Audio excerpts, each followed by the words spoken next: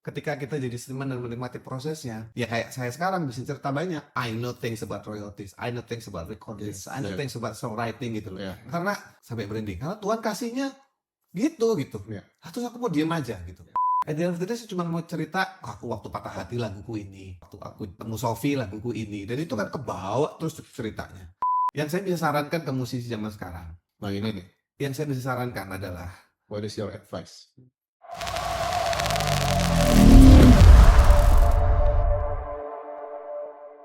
Ini yang memperjuangkan ini semua sekarang siapa? Kan tadi Pongki bilang lagi on the way katanya ke sana. banyak sebenarnya. Itu pertanyaan yang bagus sih. Soalnya kita lihat selama ini kan banyak musisi udah mulai duduk di gedung DPR. Iya. Tapi kok penulis lagu kok kere terus gitu, sorry. Iya, Kere terus di iya, Indonesia iya. gitu loh. Belum jadi profesi yang gimana gitu ya. Ya, yang dikejar Gen Z misalnya. Iya, tetap kalah kaya sama pengusaha lah misalnya. Padahal kalau dari Amerika tadi perbandingannya Nomor dua pajak terbesar. Ya, karena memang itu tadi potensi eksploitasi IP-nya itu belum pada posisi yang pas untuk dibisniskan dengan tepat gitu loh. Gimana ya? Saya pernah ngitung kok. Kalau saya dapat 100 rupiah dari satu CD dikali 100.000 penjualan, berarti 100.000 penjualan berapa? 100 kali 100.000, 10 juta ya. Gue gak pintar berarti mas. 100 kali 10.000 deh. 10 juta. Kalau 10.000 keping CD saya laku, itu pasti laku zaman dulu. Saya dapat 100, itu berarti 10 juta. Potong-potong pajak ya 9 jutaan lah mungkin ya. Jadi itu fresh cash itu. Real duitnya ada. Tapi kalau di streaming 10.000 kali 0,03 pengalinya. Instead of 100 rupiah ini 0,03. Dan untuk bisa dapat 100.000 bahkan sejuta streaming itu susahnya setengah mati. Kenapa susahnya setengah mati? Ya pemainnya banyak. Besok Mas Desi bikin lagu juga bisa rilis besok gitu.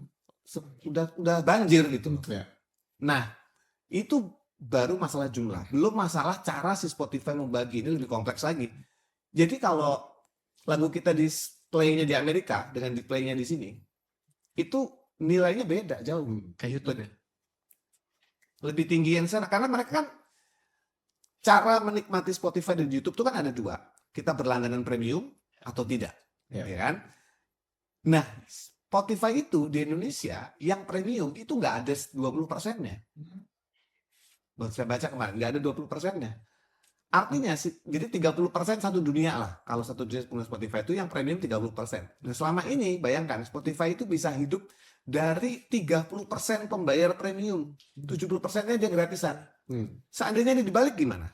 70% dia premium, 30% yang gratisan, maka yang dibagi karena royalti dari premium dan gratisan beda kan gitu kan. Yang aku terima itu beda. Nah, jadi kalau seandainya yang 70% yang premium, kebayang ke faktor pembaginya ke kita juga lebih besar. Tapi again ya, kita musisi ini akan selalu kalah dengan ya karena platform itu kan kayak sudah Tuhan sendiri ya.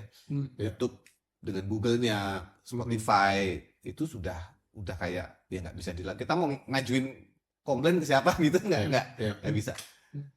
Kita juga sering mikir, gue sama Ed sering mikir, kasihan juga ya penulis-penulis lagu rohani Muslim, rohani Kristen, di saat yang sekuler aja masih berjuang gitu loh, apalagi mereka. Gitu. Kita semua tahu bahwa mental penulis atau dunia rohani di Indonesia kan, kalau kita nagih kayaknya kok lu begitu? Ya, gitu. Iya. Lo kalau minta-minta lo kan melayani Tuhan dan lain sebagainya. Iya, betul. Saya termasuk yang sempat waktu pandemi itu kan terjadi tuh. Teman saya Freddy Kuncoro juga mengalami sampai diserang. Mas Bobi juga termasuk yang sering ditanya. Kalau menurut saya hampir sama dengan masalah performing royalty bahwa kesadarannya juga belum ada.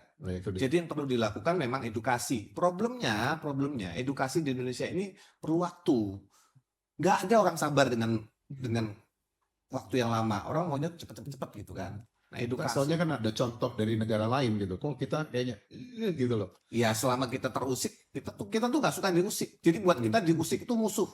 Padahal diusik tuh cuma menegur itu bukan musuh loh, gitu loh. Iya. Iya kan? Kita soalnya pernah di Jakarta mencoba reach out ke penyanyi gospel dari Amerika, Michael W. Smith.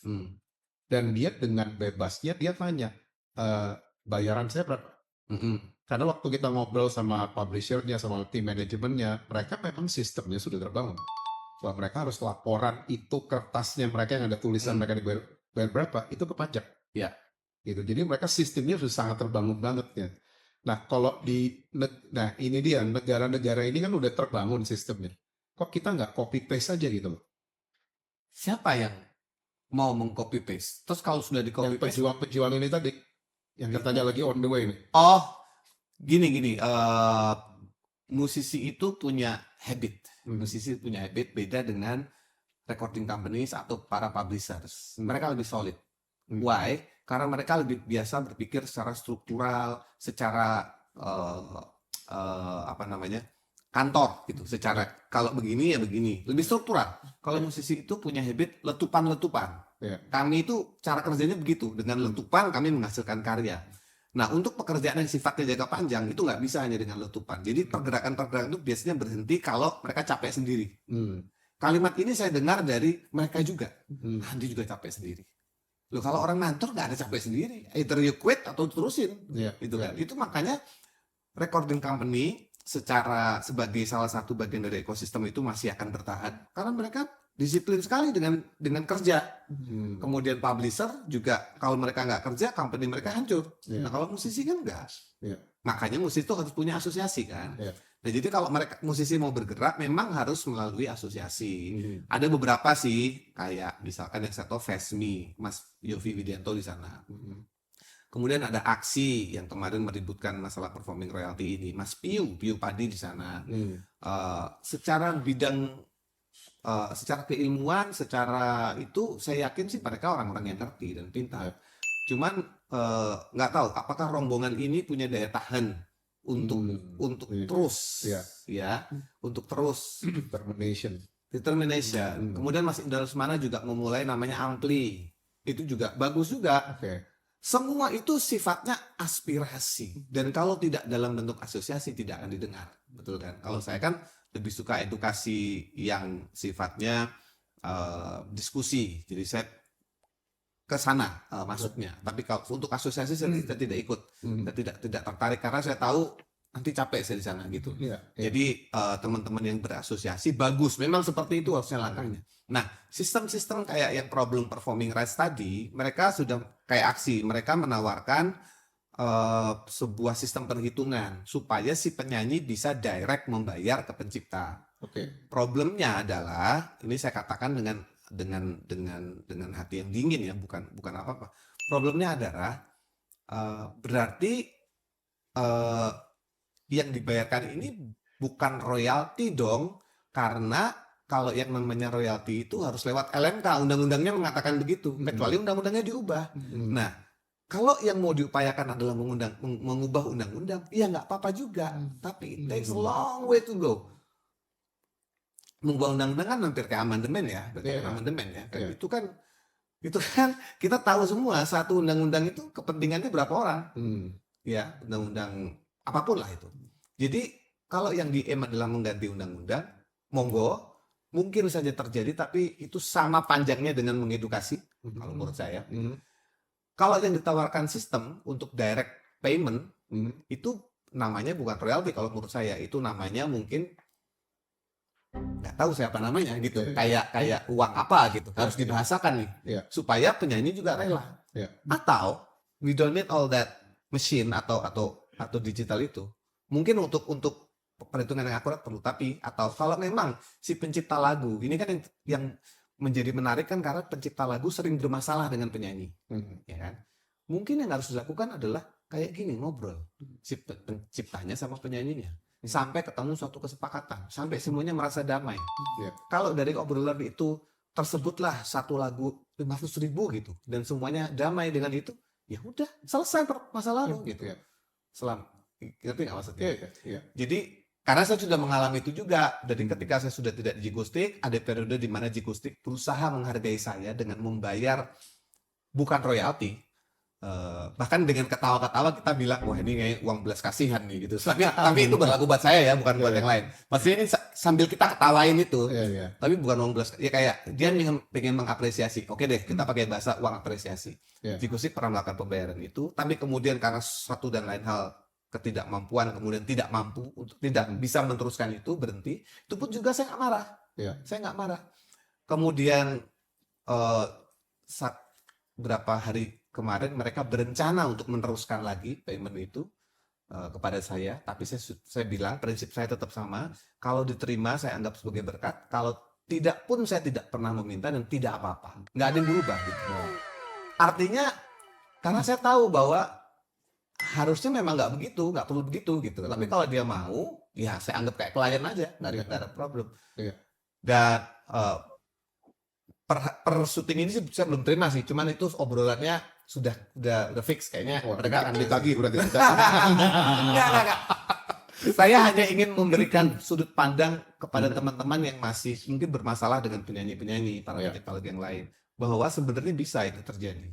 Dan bukan hanya saya, beberapa pencipta dan penyanyi pun sudah menemukan kesepakatan. Jadi kadang-kadang hanya dengan masalah mencari masalah bisa selesai dengan mencari kesepakatan instead of satu serang ini. Waktu yang dibutuhkan sama dengan ngobrol, resultnya juga sama. Tapi ini pakai marah, ini enggak gitu loh. Itu sih. Nah, ini kan ada yang menarik ya bicara kita. Jadi Bobby bilang bahwa loyalty bagi 3 ya. Misalnya dari mechanical, performance, sama digital loyalty. Sinkronisasi. Mechanical, performing, sinkronisasi. Ya. Harusnya kan semakin kesini seharusnya semakin lebih bisa baik. Iya. Harusnya dengan perkembangan secara umum begitu. Secara evolusi kan seperti begitu kan. Tapi kan kenyataannya malah di sinkronisasi ini semakin sulit gitu. Untuk mencapai misalnya kita di streaming 1 juta kopi, kita dapatnya baru sekitar mechanical ya. 3.000 US dollar gitu. Iya. Berarti itu kan dibandingin tadi yang JC bilang di awal, kalau di luar negeri as a pencipta lagu itu bisa menjadi pembayar pajak nomor 2. Itu kan berarti dia bukan hanya beli properti aja ya, tapi dia bisa beli real estate gitu kan. Itu kan perbandingan yang sangat besar sekali. Nah tadi kembali lagi dia sempat tanya juga, itu sempat aku juga pikiran bahwa bukannya sebenarnya mau kopi. Sebenarnya sama aja dalam bisnis industri musik ini kan ada memang artisnya yang menciptakan lagu, yang main musik, sama asosiasinya, sama untuk bangun ekosistemnya, infrastrukturnya. Jadi saling kerjasama nih gitu. Sehingga seperti apa yang di Amerika atau di luar negeri yang udah terjadi yang solid, itu kan mereka bisa bangun sistemnya, infrastrukturnya bagus sehingga si senimannya atasnya tetap aja dia berkreasi untuk mengerjakan, tapi karena dia tahu semua ada kejelasannya, jadi dia lebih more passionate untuk bisa membuat sesuatu yang bagus gitu. Nah, kembali lagi tadi pertanyaan saya mikir, kenapa di sini sama, karena saya pikir kan music industry sama corporation kan saya juga di bisnis gitu ya. Karena kembali lagi tadi sempat masuk lagi tuh kalau yang di dalam performing loyalty dulu kita punya 14 outlet itu kan sempat dikasih surat edaran, bahkan radio pun kita bayar gitu. Ya musik-musik, tapi kan kita juga bingung sebagai business owner. Betul. Kita bayar gimana? Mereka kasih surat, tapi sistemnya itu nggak ada, nggak jelas gitu. Terus kita juga mikirnya gitu, kok kita kebayar? Nanti sampai sana, iya kan sampai sana. Terus pembagian ke ini gimana? Jadi kita udah berpikir negatif kan? Ini sih main-mainnya aja. Nanti uangnya di sana juga nggak terbagi lagi kepada artisnya. Nah kembali lagi pertanyaan itu, emang nggak bisa ya kita pelajari gitu, maksudnya sistemnya yang di Amerika tuh seperti gimana kayak gitu loh. Bukan si artisnya yang harus mikirin seperti itu, tapi ini sih mau si Indra Lesmana, kan I know those generation gitu ya, yang asosiasi-asosiasi yang ada 45 yang tadi kamu cerita gitu. Nah itu kan harus memikirkan, itu membangun sistem itu sebagai corporation kayak gitu. Sehingga semua ini industri ini, apalagi kalau ada orang-orang yang khususnya udah masuk di DPR misalnya gitu, mereka bisa memikirkan untuk memajukan industri inilah gitu. Sama kayak Pak Erik masuk sebagai ketua PSSI gitu. terus ini tol Langsung berbenah kan? Iya kan berbenah kan. Nah, Dan dia mikirin tuh sistemnya. Iya. Dia dulu pernah tuh megang di Itali sebagai klub itu. Pengalaman dia, sistemnya, kerjasamanya sama FIFA-nya, lobbying ke sini-sini.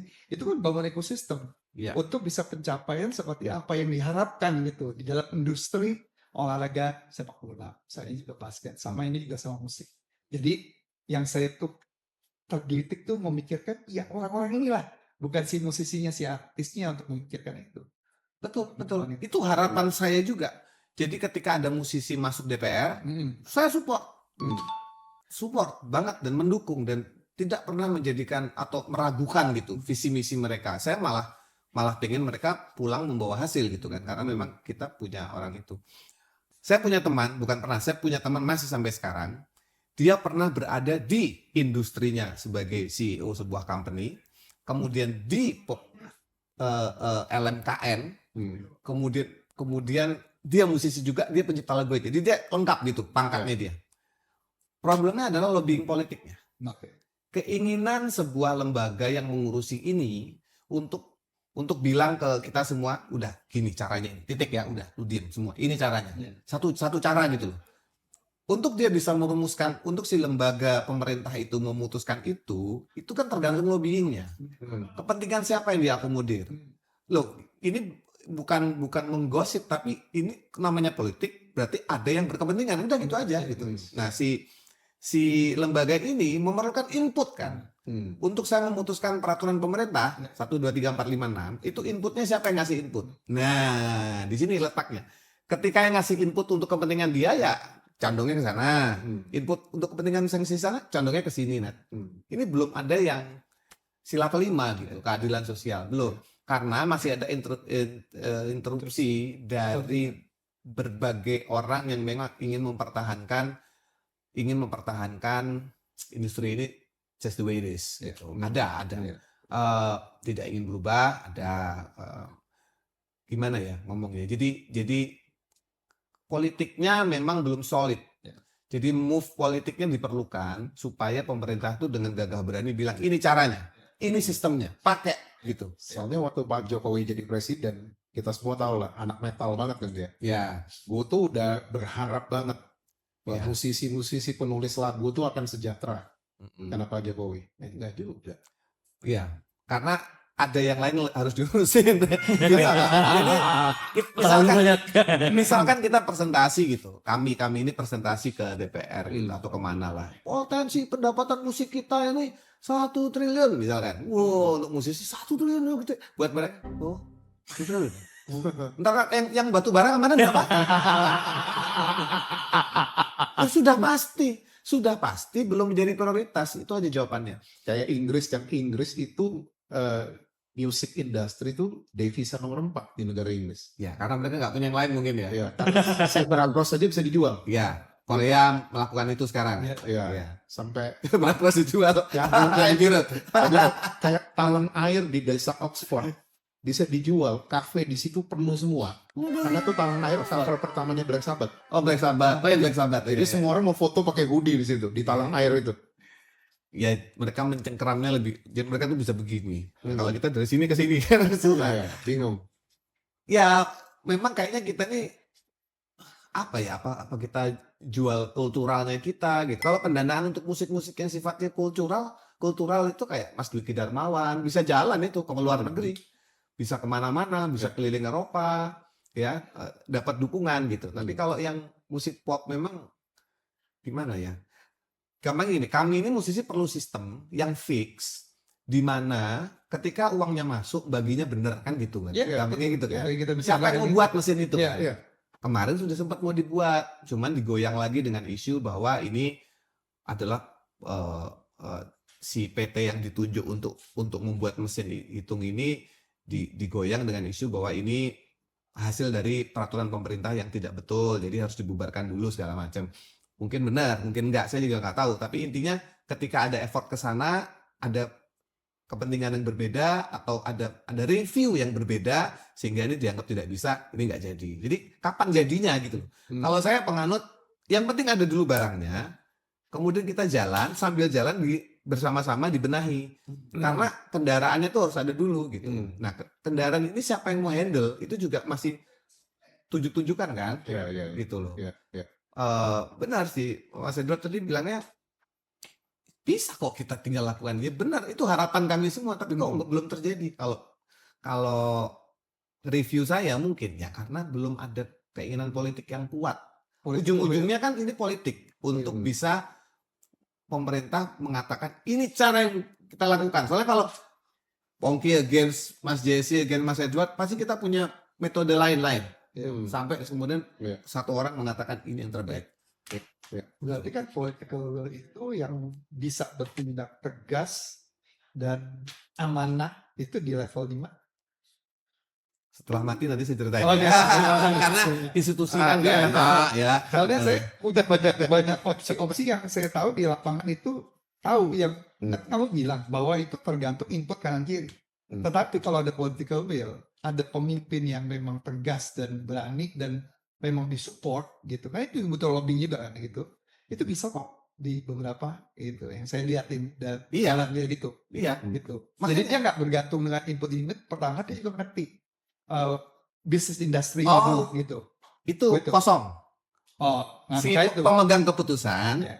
saya rasa yang saya ketemu belum mengerti. Nah itu sulitnya. Karena kalau sebelum-sebelumnya ini simulasi yang nyata ya, Ya. yang belum mengerti itu gampang kena input-input dan terpengaruhi dengan political will yang sangat kuat. Nah, gitu. makanya harus ada input Iya, kan, karena iya. dia belum mengerti. Iya. Nah kalau dia paham dan dia disupport sama political will dan dia bisa benar-benar mengangkat ini menjadi satu industri yang benar-benar punya kekuatan dan dimonetize dengan sangat Ya. cepat gitu. Misalkan kita ambil contoh teknisnya. Misalkan Mas Yofi Widianto yang sekarang staf sus presiden, tiba-tiba dia menjadi dirjen KI gitu. Yang ngurusin haki ya, yang nanti dia akan membuat peraturan pemerintah untuk mengurusi masalah performing royalty ini. Nah, mungkin itu bisa tuh. Tapi apakah Mas Yofi dengan segala hormat bisa langsung ada di posisi itu? Ya. Itu kan posisi politis ya. Iya. Menteri juga itu posisi politis. Ya. Jadi keinginan itu selalu ada dan kami selalu berharap dan selalu diperjuangkan memang sebenarnya setiap periode pergantian DPR atau presiden gitu selalu ada musisi yang menyusup dalam hal baik ya, menyusup ke sana untuk memperjuangkan itu. Saya selalu mensupport, tidak pernah tidak. Dulu zaman Mas Anang juga hampir. Nah, tapi kan ada yang mungkin dianggap Mas Anang salah ambil langkah, orang nggak suka, atau siapapun nanti mengganti Mas Anang juga nggak bisa. Nah, sekarang saya menunggu Mas Once sama Mas Dani, dua senior saya ini mengerti bagaimana kalau Mas Once punya background hukum, Mas Dani background pemahaman industri. Sebenarnya sempurna. Mereka satu komisi lagi. Padahal setahun sebelumnya ribut itu mereka berdua. Jadi lucu. Tapi sekarang mereka satu komisi. Nah, tapi lepas dari itu semua, mereka berdua tahu gitu. Seandainya mereka dikasih kesempatan untuk menjelaskan ke yang berwenang ya. Yang berwenang ini siapa sih? Saya rasa Menkumham ya. Kalau dulu ya, nggak tahu sekarang kan dipisah-pisah. Nah, sama Dirjen Haki ya kalau nggak salah. Yang urusannya sekitar itulah. Tapi saya juga sempat berpikir, jangan-jangan Kementerian Perdagangan juga perlu nih. Karena kan ini masalah perdagangan ya sebenarnya. Bukan cuma hukumnya, tapi perdagangannya juga. Nah, bisa nggak nih collab? Nah, untuk saya sendiri meminta, Kementerian Perdagangan collab dong dengan ini. Itu kan siapa saya ya, gitu. Mungkin yang teman-teman yang di sana bisa. Jadi sekompleks itu memang. Apakah kita belum dianggap sebagai industri atau sebagai industri yang segede itu, sehingga tidak pernah berjalan dari sistem industrinya, hanya ngeributin hukumnya saja. Ya kan? Karena sekarang industri ini masih besar karena masyarakat Indonesia kan berapa ratus juta. Betul. Ya kan itu kan udah kita lihat segmennya. Terus banyak lagu-lagu Indonesia sekarang yang udah lebih Jawa-Jawa itu Disco ya bukan banyak disco, sekali. koplo. Yang sekarang yang benar-benar lagi Happening ya. happening banget kan. Itu grassroots. Iya grassroots. Iya. Dan itu kan harus lihat pasarnya sangat besar sekali. Sangat, dan mereka memang sudah kingdom sendiri sih. Iya. Sudah kerajaan sendiri yang tidak harus bersentuhan dengan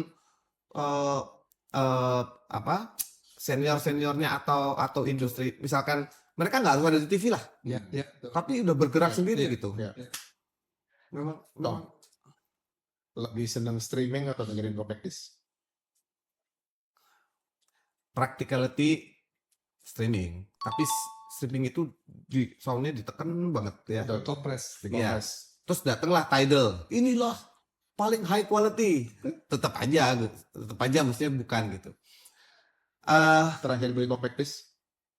Oh ada masih, bahkan saya pernah bikin compact disc tahun 2021. Oh, baru dong. Baru Wow. 2021 bikin untuk album saya sendiri for the sake of ini aja, archive aja, kalau Iya, enggak iya. kayak nggak ada gitu. Iya. 2023 kemarin saya masih beli Richard Marx 2022 Richard Marx Richard aku Marx. beli. Album apa?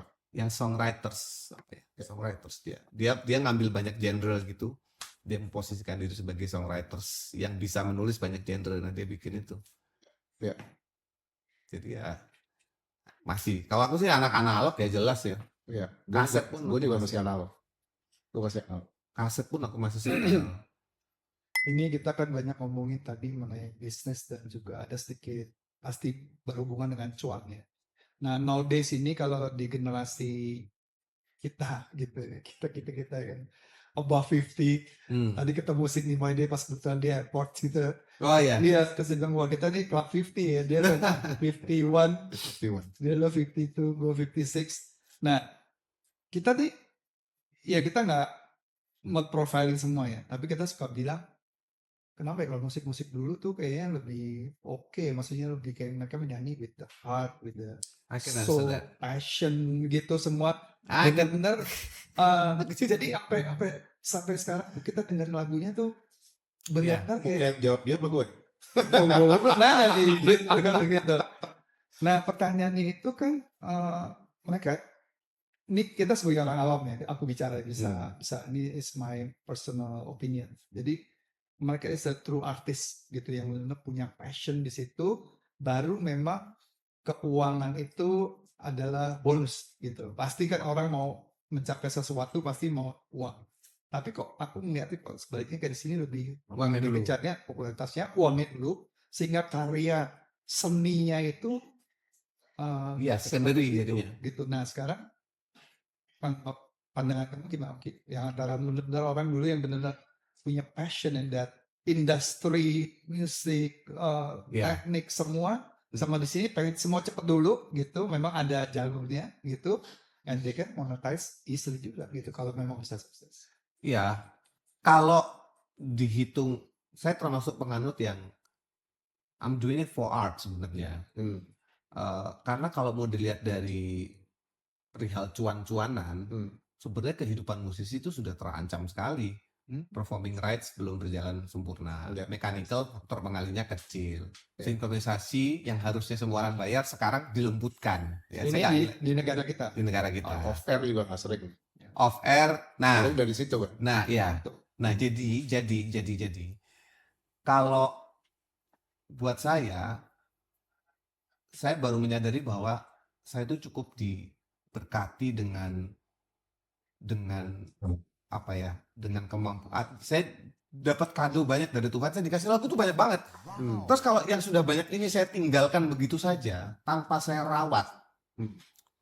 Ini belum ngomongin bisnis nih, cuma saya tinggalin aja. Jadi mereka kayak karya-karya ini tuh nggak punya kesempatan. Ibaratnya udah melukis taruh aja gitu loh. Iya. Nggak dipamerin, nggak dikasih tahu ke orang gitu. Display, dia di display. Saya punya hutang, merasa punya hutang untuk mendisplay semua itu. Nah, jadi yang saya utamakan adalah merawat yang sudah ada dulu. Jadi untuk membuat lagu baru itu masih, tapi tidak menjadi apa ya, itu akan berjalan seiring dengan usia, wisdom saya saat itu dan momentum yang saya punya. Jadi harus honest kan lagunya. Iya.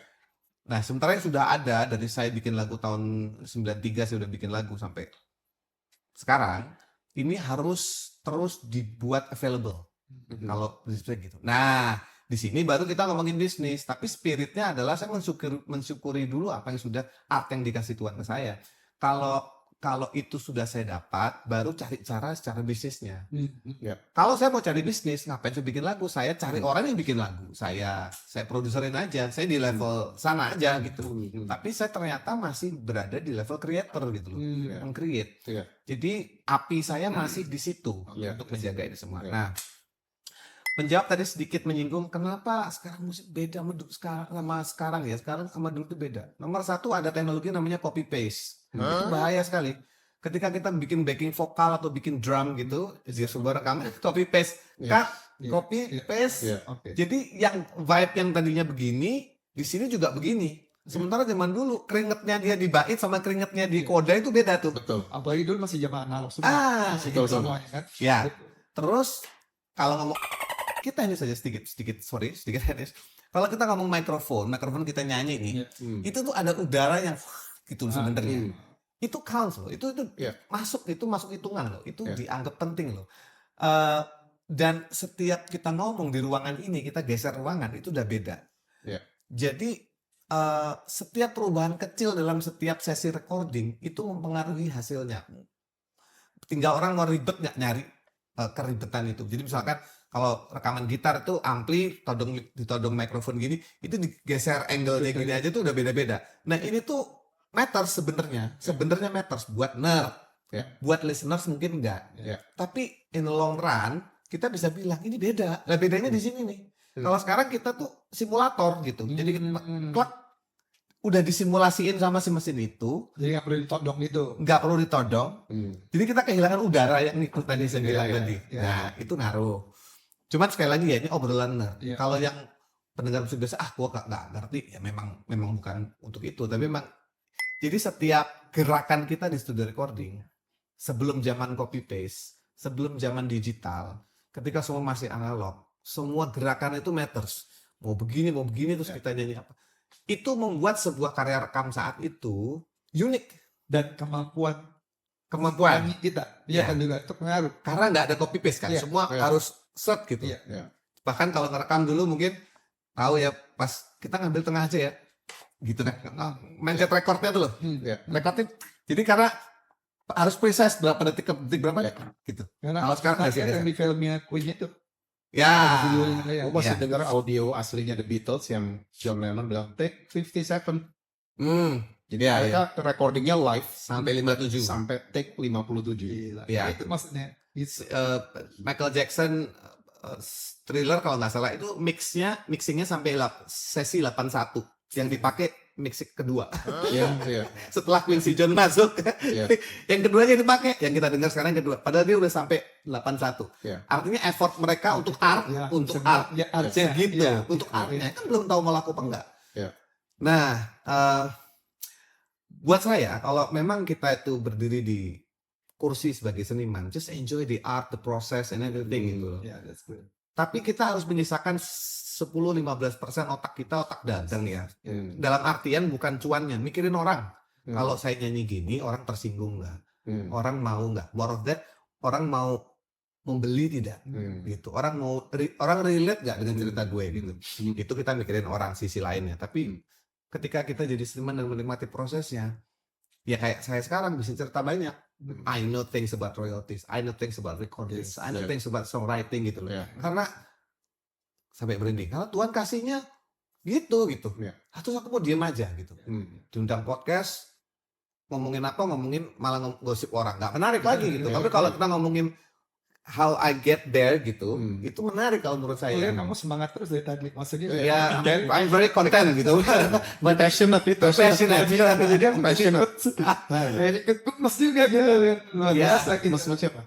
Sama itu ya. Maju balik. Itu di tab. jadi menurut saya disitulah saya melihat bahwa at the end of the day human relation itu lebih penting gitu, karena yang saya lakukan adalah mencoba menawarkan apa yang menjadi cerita saya ke orang lain. Akhirnya cuma gitu doang. Hmm. Nanti ada orang yang beli, ada orang yang mau gratisan, ada orang yang mau berteman, ada orang itu kan hanya impact. Tapi Ya. at the end of the day saya cuma mau cerita, aku waktu patah hati laguku ini, Hmm. waktu aku ketemu Sofi laguku ini, dan itu kan kebawa terus ceritanya. Jadi lagunya apa tadi? Yang belum Sepi apa? Oh, ada juga Samudra Mengering. Oh, Ya, sampai kering. Samudra Mengering. Karena kenapa? Sekarang ngambil dari lagunya Richard Marx, Until the Day. Enggak, maksudnya aslinya kenapa pengen mengering? Lah ini ngambil dari lagunya Richard Marx. Until the day the ocean doesn't touch the Now and sand. forever. Now and forever. Bahwa sampai samudranya udah nggak ada air pun aku tetap di situ gitu. Kan nyontek-nyontek juga. Oh gitu. Tapi kan dia Lo menceritakan sampai apa? Apa? Sampai apa lo bilang? sampai jadi duit. Jadi kalau ngomong industri royalti memang perlu tadi satu leader yang ini caranya gitu. Iya. Caranya gimana? Kita udah lihat kok di luar begini. Iya, bisa kalau kok. copy paste kan sebenarnya. Iya, harus begitu. Terus kalau yang saya bisa sarankan ke musisi zaman sekarang, Nah ini nih, yang saya bisa sarankan adalah what is your advice? dikelola. Hmm. Dikelola itu bukan berarti otomatis kaya, enggak juga, tapi dikelola. Dikelola itu misalkan kita masuk dalam ruangan yang meja makan mana? Meja makan situ. Oke, berarti semua urusan makanan di sana. Yang namanya kamar mandi mana? Kamar mandi di sana. Itu harus ada pemahaman itu. Jangan semuanya dicampur aduk. Jadi ketika kita masuk ke industri musik, seniman itu cuma punya dua kewajiban sebenarnya. Yang satu dia keep creating, dia harus selalu membuat. Karena apa bedanya dia dengan yang lain kalau dia tidak membuat? Dia nggak akan punya uniqueness kan. Yang kedua, selain dia rajin berkarya atau membuat, dia harus mendisplay itu dalam bentuk memperformkan atau meminta orang lain untuk. Kalau dia penulis lagu bukan performer, dia minta orang lain untuk. Jadi harus ada dua aktivitas yang membuat dia tetap terjaga sebagai seniman, yaitu dia terus berkarya dan dia terus tampil.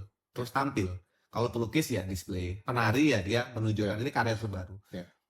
Yang lain pasti ngikut nanti, misalkan masalah pendanaan pasti ngikut. Kalau ada satu orang yang percaya aja sama si seniman itu, jalan kok. Karena selama ini dunia selalu begitu.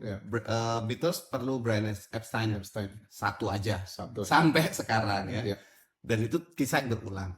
Nah, kemudian masalah mengelola tadi, karena dia punya dua tugas ini hanya bisa tercapai kalau dia rajin mengelola. Jadi dia harus tahu. Kalau aku pencipta lagu, royaltiku apa aja? Dari mana sumber uangku nanti? Lalu dengan siapa aku harus ketemu atau bekerja sama atau mengelola lagu ini? Kalau urusan lagu berarti harus ke publishing. Kalau urusan master audio untuk merilis ke digital berarti harus lewat agregator. Kalau urusan performing rights berarti harus LMK. LMK-nya itu yang siapa? Ada 12 LMK di situ, harus pilih yang mana. Ini harusnya tugas manajer sih, tapi nggak apa-apa. Kita harus tahu mengelolanya. Kemudian ketika lagu itu sudah berumur, udah puluhan tahun misalkan, mau di remake lagi, kita harus melakukan apa? Nah itu juga harus tahu. Kita harus ketemu penyanyi siapa lagi yang kira-kira bisa mewakili zamannya. Itu kan langkah-langkah pengelolaan sebenarnya. Kalau kita berharap lagu yang kita punya yang keren banget dan indah banget ini akan bisa ngetop sambil nunggu orang ngetuk pintu kita, ya nggak akan jadi. Kita harus keluar dari pintu itu, kita gitu perform at the end of the day, kita cuma performer gitu. Untuk saya uang dari manggungnya sisihkan sedikit buat recording, masukin lagi ke digital, muter lagi nanti. Kebanyakan orang masih memisahkan pendapatan saya dari rekaman dan pendapatan saya dari panggung. Itu adalah pendapatan yang berbeda, nggak boleh di mix. Loh kenapa nggak boleh? Kalau lu nggak bayarin rekaman, ya harus cari dana dari sini dong. Ini korbankan 10% misalkan 20% untuk lu bisa bikin rekaman. Nanti lu rilis. Ketika rekamannya rilis, lu kayak punya kartu nama. Halo saya Pongki, saya Pongki gitu. Jadi mengelola aset sendiri itu memang perlu dikerjakan. Bukan oleh manajer, oleh dianya sendiri. Gitu. Banyak band-band besar juga ceritanya sama kayak lo kan. Waktu major labelnya udah mundur, mereka ternyata masih punya uang sendiri. Nah, untuk produce album baru. Nah, harus. itu yang membuat mereka jadi legend sampai hari ini. Salah satu pernah terjadi sama band yang namanya Def Leppard. Oh ya, Def Leppard. Itulah saya itu. Sustain banget. Masih tur nggak pulang-pulang rumah di usia sekarang ya. Dan masih album baru. Album baru. Ya kan? Kalau lihat Paul McCartney juga masih album baru. Masih touring. Masih tour lagi di Amerika Selatan. Nah, gila. Ya, kita lagi touring di Bali. Naik motor. Touring podcast. Tur podcast. Tapi luar biasa sih, Jack. Gua dengerin Pongki ini kayak kalau gua in the industry ya, kayak dengerin satu podcast ini, I get so many insight sampai benar-benar amazed gitu ya. Apalagi tadi kamu bilangnya terakhir, maksudnya benar-benar pesan buat yang muda-muda untuk terus berkarya kan. Harus. terus ya dua mengelola, terus you break in details gitu mengelolanya apa, terus kemudian mengetok juga performing Ya. dan juga bisa mengelola keuangan yang baik. Itu gue lagi mikir gila ya, kalau gue in that business gitu dengerin Wah. cuma 1 jam gini itu there's a lot of insight yang perlu banyak catatan. Saya nggak ada catatan. Catatan itu Ini maksudnya podcast ini aja diulang-ulang. ya gitu kan anak gue ketiga dia lagi memang passionate di musik tapi di jazz ya Jazz, gitu. ya. Tapi jazznya tahun 1920-an gitu. Wih, full awal-awalnya jazz, dong. full jazz ya dia bilang. Jadi dia kasih lihat ke YouTube Pintar dia, banget berarti. ya 1920-an itu udah ini banget gitu masih cuman ya dia juga punya band gitu di sekolah gitu dan ya aku sih biarin aja maksudnya dia mau karirnya apa gitu tapi dengerin ini selalu menarik banget. I mean we are so blessed to have you here. Wah, Maksudnya terima kasih. benar-benar Yes. you are not only artist tapi kamu tuh memang totalitas the whole Ya, package. menjawab keresahan lah. Iya. Maksudnya itu pertanyaan obrolan kita tiap hari. Hmm. Musisi-musisi gimana gitu. Kok Pak Jokowi kok banyak koknya gitu. Kalau saya juga punya keresahan seperti itu, tapi saya gini. Capek mikirin orang. Sekarang saya punya ada 15 lagu hit sama Jikustik, ada total yang saya punya yang pernah masuk chart itu ada mungkin hampir 30 lagu. Saya mau ngapain? Kayaknya lebih worth it saya mikirin itu. Ya. Ya, daripada mikirin kenapa sih orang ini nggak memberikan ini kepada saya gitu. Problem bahwa sayalah yang paling penting itu harus hilang dulu. Yang paling penting itu ngejaga yang sudah ada kalau menurut saya. Iya, exactly.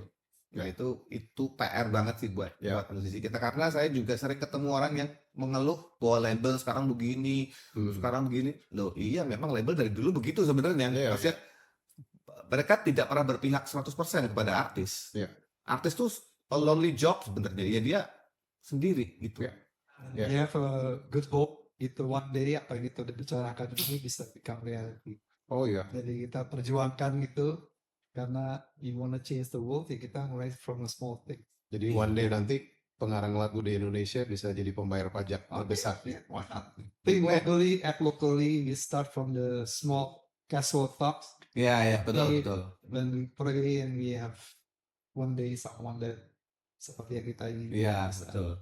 Setuju. And then with really look back kita bisa bilang luar biasa kita dari ngobrol-ngobrol kejadian. Ada satu yang bisa dilakukan yang kalau di gereja nih, mulailah menulis siapa penciptanya itu dulu. Itu akan mengubah banyak hal. Kita nggak pernah tahu lagi ada orang gitu. Oh yang bikin sih saya di Simura Angkir. Aku kontak dia deh. Aku punya project. Itu bisa sangat bisa. Mulailah dengan menulis siapa penciptanya. Ya itu dulu. Untuk semua sih di YouTube juga. Kalau mau cover tulislah siapa penciptanya.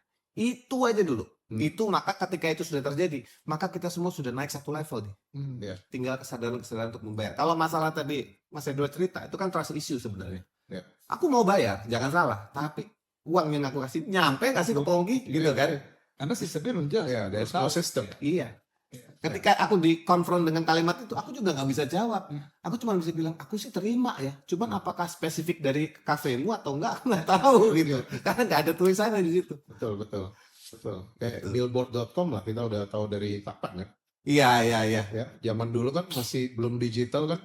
Dalam seminggu bisa ketahuan hitungannya. Mesin scan di kasir ya? Scan per kasir. Namanya apa scan apa gitu? Iya, ada namanya. Ada namanya scan CD semuanya langsung minggu depannya siapa number one album kita tahu. Jadi number one itu real ya? Real. Perhitungannya real. Real banget. Tong, thank you banget. Sama-sama. Pertanyaan terakhir. Ya. Siapa temen lo kalau lo lagi susah? Atau siapa your biggest inspiration? Kalau lagi susah? Kan kita podcast ini temenan. Oh. Temenan ya. Maksudnya kita masih punya temen nggak hari begini? Yang benar-benar tulus. Kalau keluarga nggak bisa ya. Kalau keluarga sih udah pasti. Ya inilah istriku lah. Dia itu sering si Sofi ini tahu kapan jadi teman sama jadi istri. Kapan jadi teman sama jadi istri. Jadi kalau susah ya harus dia yang harus tahu dulu mestinya. Gitu. Karena nanti dia ikut menanggung akibatnya kalau aku salah langkah, ya kan? Kalau teman-temanku sih yang kalau selain Sofi adalah The Dance Company 3 orang ini. The Dance Company bandku yang setelah Jikustik kan ada Baim, Aryo Wahab sama Nugi. Yang mereka lah yang tahu lah karena kita berada di level pemikiran yang sama. Oke. Wow. So you Thanks a lot. are so blessed. Yes. Itu. Thank you banget. Terima kasih. Dan Sophie juga very Sophie, thank you. yang dalam segala hal. Amin, amin. Alright. Saya kesini because of the food actually. Okay. Not for the words, but for the food. Jadi pas lagi food testing ya. Yeah. Okay, guys, it's time for Thank you ya, Mogi. Again, thank you banget. it's time for Food testing.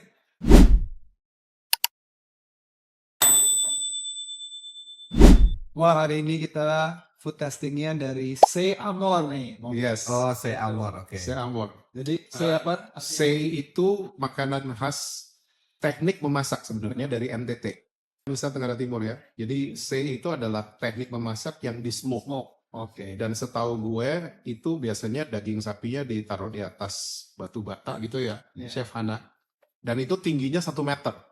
Apinya tuh di bawah 1 meter gitu loh, di smoke Terus apa? selama beberapa jam. Amor tuh artinya sayang.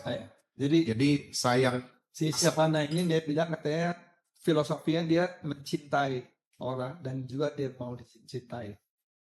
Jadi makanya namanya siapa? Oh gitu ya. Ya, Emang tuh, is that a true story? ya terus kau ini. Kita coba ya. Oke, kita mulai dengan timun. Ya kan? Kalau makan sih timun coba. Kebetulan gue coba yang sapi ini ya, disuir-suir, Kalau yang Ini apa ini tadi? Butter butter bacon. bacon. Aku heran ya, pot di asap tapi asapnya nggak berasa asap seperti kalau kita lagi camping. Oh iya kan? biasa gitu, emang biasanya gimana? Pernah dulu waktu camping ikan terus diasap gitu. Yang biasa asap. Asapnya ganggu. Iya. Apa? Nah itu, ini gimana? Ana, asapnya diapain? Jadi nggak terlalu rasa Ini asap. jaraknya itu kali ya? Jarak. Ya. Kalau udang memang nggak ada. Enggak ini, yang lain. 1 meter kan jaraknya? Iya. 1 meter kan? Apinya di bawah. Iya. Jadi yang heatnya aja ya. Iya. Iya. Kayak slow cook dong sebenarnya konsepnya. Slow cook Enggak. konsepnya. Sedikit seperti itu. Ya. Jadi 1 meter. Iya. Kalau 2 meter? Pemain basket. 2 meter lebih di bawah sudah. Kan asapnya di saya. Iya asapnya. Oh. Ini pakai nasi loh. Soalnya kalau camping dulu kan langsung kena api. Jadi rasanya ya gimana? Gimana nih? Mau main camping? Tadi kan kalau camping kan asapnya nggak langsung. Oke. Kalau Tekstur empuk ya. Tekstur empuk nih saya nih. ini luar biasa banget, enak banget nih. Itu udang ya? Udangnya. Kadang-kadang Enggak, kamu cobain nih. bau. Dan ini sambelnya ini apa? Lombok. Sambelnya include. Include. Input ya, memang dari kemasannya. Karena nggak ada udang lagi kan? Tidak Mana? mengganggu ya. Udang ada lagi nggak? Sudah. Nah, mau saya cobain sini Poki. Itu enak banget, benar. Aku sama ini udah coba yang lain. Yang beef itu enak banget coba. Ini apa? Bumbu-bumbunya royal ya. Royal jadi Massive. massive Massive. gitu. Ya, Enggak pelit-pelit. betul. Wah, gila sih ini. Hmm. Kalau gue sapi suwir ini dari 1 sampai 10, 10 lah gue. 10, soalnya yang buat ada di sebelah gue. Oh, tapi enak beneran guys. Enak beneran. Jadi beneran kan ya? Beneran. Kalau mau pada beli bisa langsung ke Instagramnya mereka. Nah, Sei Amor. Yang bikin Chef Hana Panoni. Ada yang udang, ada yang butter bacon, ada yang chicken. Gila sih ini. Tadi udangnya gimana Pak? udangnya enak lah. Yang kamu cobain ini ya? Yang suwir. Suwirnya ada levelnya ada ekstra pedas, original, tidak pedas. Ini yang suwir Manis. manis ya. Manis ya artinya? Manis. Pedas manis konsepnya. Pedas manis sekarang Jawa. Di Jawa juga Hmm. pedas manis. Solo. Jogja. Aku malah makanan bawang-bawangnya nih. Telurnya sengaja saya nggak makan dulu, saya simpen. Save the best for last. Itu gong. Ya. Kalau telurnya tuh tambahan nggak ada di sini ya? Hah? Nggak ada lah. Nggak ada. 10 dari 10. Saya Amor yang sapi suwir. Beberapa? Dia dulu dia kan ada 3 cobainnya. Ada udang, ada Referensi saya pedas, asin. Jadi saya lebih ke apa ini namanya? Butter bacon. bacon. Kalau ini sih oke, cuman karena Saya saya berapa? 1 sampai 10 berapa? maksimal 11. Oh, 11 nih. Satunya anugerah dari Tuhan. Oh, ya. Kalau yang suwir ini karena saya sudah lagi sedang asin-asinan tiba-tiba masuk manis kan harus tunggu dulu sebenarnya. Harus dinetralkan dulu.